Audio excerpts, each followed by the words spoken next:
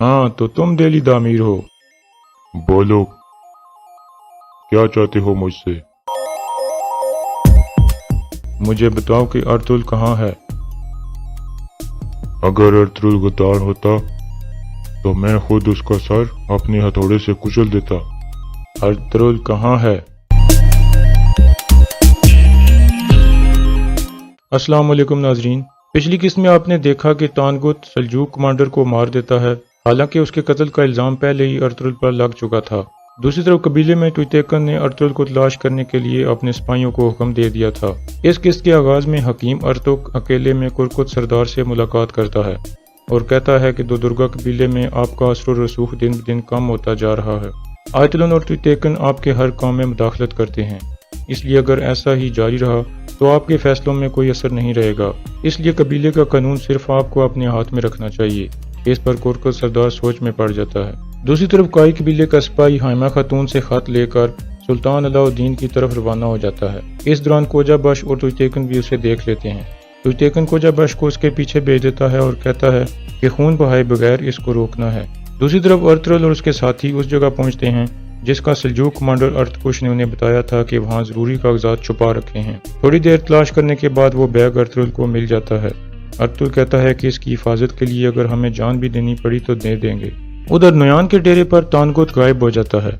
एक सिपाही वापस आकर नोयान को बताता है कि मैंने उसे बहुत तलाश किया लेकिन वो नहीं मिला, जिस पर नोयान उसे मारता है और कहता है कि कैसे नहीं मिला, तुम दोबारा जाओ और उसको तलाश करो। इसके बाद नोयान कहता है कि मेरी इजाजत के बगैर मौत भी किसी की जान नहीं ले सकती। इतने में ताजिर इफरासियाब उसके डेरे पर पहुंच जाता है। नोयान उससे पूछता है कि अर्तुल की मौत का फैसला आने के बाद कबीले वाले एक दूसरे के खिलाफ हो गए होंगे। इफरासियाब कहता है कि बिल्कुल, और गुंदोगदो अभी एक आखिरी काम करने वाला है जिसके बाद आपकी कामयाबी नजर आ रही है। इसके बाद नोयान हमजा को कहता है कि जाओ और तानगुत को ढूंढकर मेरे पास ले आओ। दूसरी तरफ काई कबीले में गुंदोगदो अपने लोगों को हिजरत करने के बारे में बता रहा होता है। इस दौरान गोंजागुल उसके पास आती है और उसे हिजरत करने से रोकती है और उसे कहती है कि मेरे वालिद की मजबूरी है इसलिए वो ऐसा कर रहे हैं। दूसरी तरफ कुछ सिपाही दिल्ली दामीर के पास जाते हैं और कहते हैं कि गुमस्तेकन ने हमें भेजा है और आपको बुलाया है और वो अर्तुल के हवाले से तफ्तीश करना चाहते हैं। दिल्ली दामीर उनके साथ चल पड़ता है।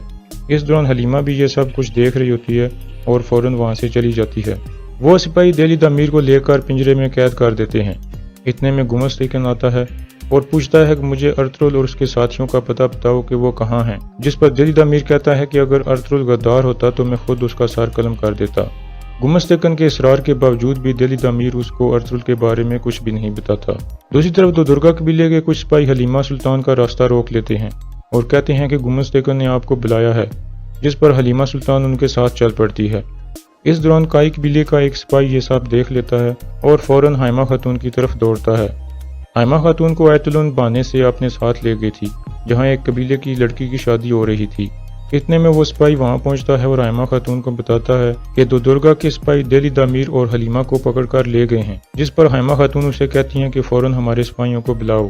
दुर्गा के सिपाही हलीमा को लेकर पिंजरे वाले खेमे के बाहर पहुंचते हैं तो इतने में हाइमा खातून भी अपने सिपाहियों के साथ वहां आ जाती हैं और उन्हें रुकने को कहती हैं और कहती हैं कि हलीमा सुल्तान को जाने दो, जिस पर एक सिपाही कहता है कि ये गुमस्तेकन का हुक्म है।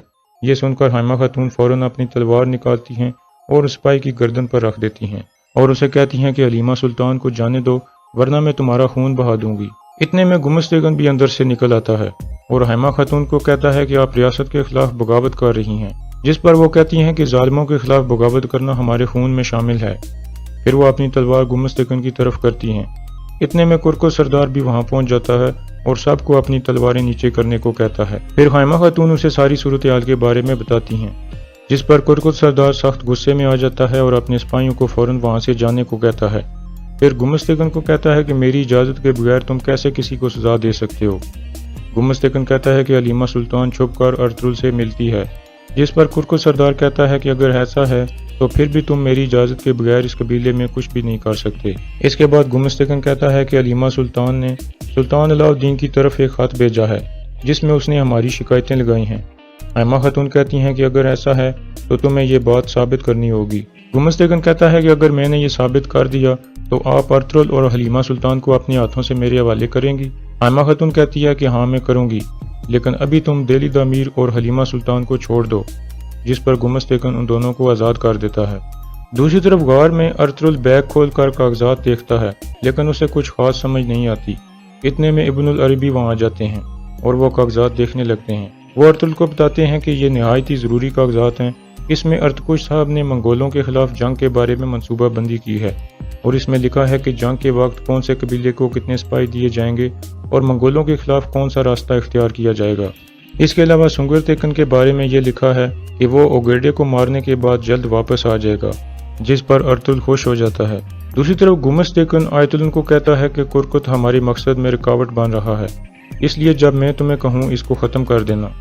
आयतुल्लाह कहती है कि मैं पहले तुयतेकन और गोकचे की शादी करा लूँ, फिर ये काम भी कर दूंगी और कुरकुत सरदार को हमारे मकसद में रुकावट नहीं बनने दूंगी। दूसरी तरफ गुंदोगदो कबीले से बाहर एक जगह पर गोंजागुल से बातचीत कर रहा होता है। गोंजागुल उसे अपने जाल में फंसाने की कोशिश कर रही थी ताकि उसके साथ उसकी शादी हो जाए। इतने में काई कबीले का एक सिपाही वहां पहुंचता है और गुंदोगदो को गुमस तेकन के इक़दाम के बारे में बताता है, जिस पर वो फौरन अपने घोड़े की तरफ बढ़ता है और यहाँ इस किस्त का इख्तिताम हो जाता है।